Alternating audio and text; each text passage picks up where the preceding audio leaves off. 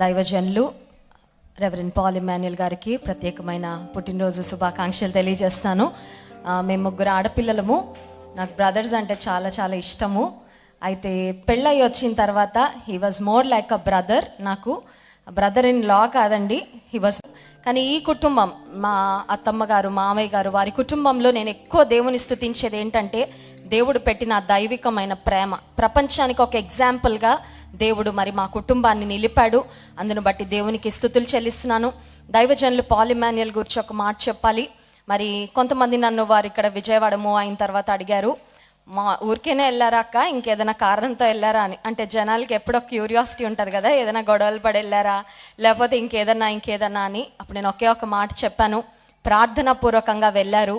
John Wesley గారు చెప్పారు, ఒక్కొక్కరం ఒక్కొక్క దిక్కున దేవుని కొరకు దున్నుదాము. ఇంత టాలెంట్, ఇంత భారము, ఇంత పొటెన్షియల్ దేవుడు మనలో పెట్టినప్పుడు అందరము చిన్న రాజమండ్రికి ఎందుకు పరిమితం అవ్వాలని ఒకరోజు మరి బ్రదర్స్ ఇద్దరు కూర్చొని మాట్లాడుకుంటా ఉన్నారు.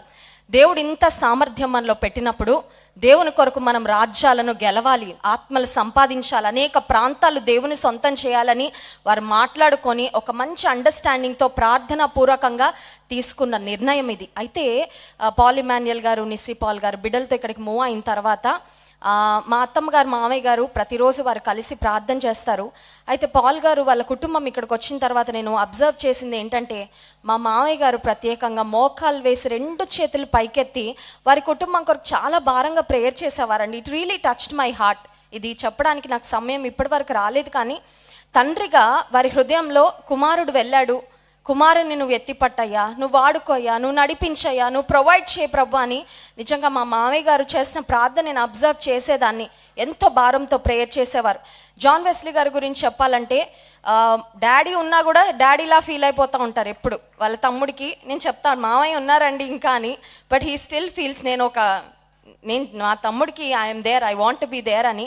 అంత ప్రేమ దేవుడు పెట్టారండి. ఎందుకు ఈ మాటలు చెప్తున్నానంటే, క్రైస్తవ జీవితం అనేది, Christian faith is practical faith. ఏదో స్టేజ్ల మీద దేవుని ప్రేమ అని ప్రసంగాలు చెప్పడం కాదు, జీవితంలో ఉండాలి. ఎవరి జీవితంలో క్రియాశీలకమైన విశ్వాసము, భక్తి, ప్రేమ ఉంటుందో ఆ కుటుంబాలు నిశ్చయంగా ఆశీర్వదించబడతాయి. దానికి మా కుటుంబమే ఒక నిదర్శనం అని నేను ఖచ్చితంగా చెప్పగలను. ఇద్దరు సూపర్ బిజీ అయిపోయారు పరిచర్యలో, కానీ అర్ధరాత్రి అయినా 5 నిమిషాలైనా ఫోన్లో మాట్లాడుకుంటారు అన్నదమ్ముళ్ళు ఇద్దరు. వారి మధ్యలో అంత ప్రేమ, అంత అండర్స్టాండింగ్. మరి అక్కడి నుంచి సలహాలు ఇవ్వడం కానీ, విషయాలు డిస్కస్ చేసుకోవడం కానీ, ఇప్పటికీ ఒక ఫ్రెండ్స్ లాగానే మరి దేవుని సేవలో అలాగే సహోదరులుగా వారు మరి ముందుకు కొనసాగుతున్నారు. అందును బట్టి దేవునికి స్తుతులు చెల్లిస్తున్నాను. మరి పాల్ గారు ఇక్కడికి మూవ్ అయిన తర్వాత ప్రాముఖ్యంగా అందరికీ తెలిసిన విషయమే, వారు ఎదుర్కొన్న సవాళ్ళు సామాన్యమైనవి కాదు. అయితే దావీదును ఒక హీరోగా చేసింది ఎవరంటే గొల్యాతే కదండి. గొల్యాత్ వచ్చి నిలబడకపోయింటే, గొల్యాత్ సవాల్ చేయకపోయింటే దావీదుకు ఆ విజయం, అంత అఖండమైన విజయం అయిండేది కాదు. ఇక్కడ అపోజిషన్, నిజంగా వ్యతిరేకించే వాళ్ళు, తృణీకరించి మాట్లాడేవారు, మనసుకొచ్చింది మాట్లాడేవారు ఎంతమంది ఉన్నా దేవుడు తన సేవకుని ఒక్క వచనం మాత్రం చూపించాలని ఆశిస్తున్నాను. 35వ కీర్తన 27వ వచనం మధ్య భాగం నుండి చదువుతున్నాను. తన సేవకుని క్షేమమును చూచి ఆనందించి యెహోవా ఘనపరచబడును గాక అని వారు నిత్యము పలుకుదురు. దేవుడు తన సేవకుని క్షేమాన్ని చూసి ఆనందిస్తాడంట. ఈరోజు దైవజనుని యొక్క ఆశీర్వాదము, వారి క్షేమాన్ని చూసి దేవుడు ఆనందిస్తున్నాడు.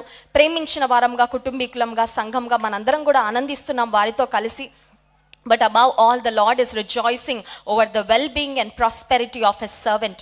మరి పాల్ గారు వారు ఇక్కడికి వచ్చినప్పుడు యవనస్తులుగానే ఉన్నారు. ఇప్పుడే జస్ట్ వారు 40లోకి ఎంటర్ అయ్యారు. అయితే యవన కాలంలో వారు పడిన ప్రయాస గొప్పదండి. They work really hard for the lord. దేవుని కొరకు చాలా ప్రయాసపడ్డారు. ఇద్దరు కూడా భార్యాభర్తలు ఇద్దరు, మరి పాల్ గారు, నిస్సీ పాల్ గారు ఇద్దరు ఎంతో ప్రయాసపడ్డారు. లోకంలో ప్రయాసపడితేనే మంచి రిటర్న్స్ వస్తాయి కదండి. బయట ఒక బిజినెస్లో, బయట ఒక ఆర్గనైజేషన్లో ఎక్కడ పనిచేసినా ప్రయాసపడినా ప్రతిఫలం వస్తుంది. కానీ తన నామమును బట్టి ప్రయాసపడితే ఇంకెక్కువ ప్రతిఫలం ఇస్తాడు. ఎందుకంటే దేవుడు న్యాయాధిపతి, నీతి కలిగిన వాడు, ఆశీర్వదించేవాడు. So their toil, their labour in the lord. వారు దేవుని కొరకు పడిన ప్రయాస దేవుడు దేవుడు వ్యర్థంగా పోనీయకుండా మరి ఇక్కడ విజయవాడలో క్రైస్ట్ టెంపుల్ పరిచర్యను ఎంతో ఆశీర్వదించి దీవించారు. అందును బట్టి దేవునికి హృదయపూర్వకంగా స్తుతులు చెల్లిస్తూ ఈ 40 సంవత్సరాల్లో వారిని దేవుడు వాడుకున్న దానికన్నా మరింత బలంగా, మరింత మరి దేవుడు ఉన్నతంగా దేవుడు రానున్న సంవత్సరాల్లో వాడుకోవాలని, మంచి ఆరోగ్యమును దీర్ఘాయుష్నిచ్చి తన సేవలో తన దాసుని వాడుకోవాలని హృదయపూర్వకంగా కోరుకుంటున్నాను.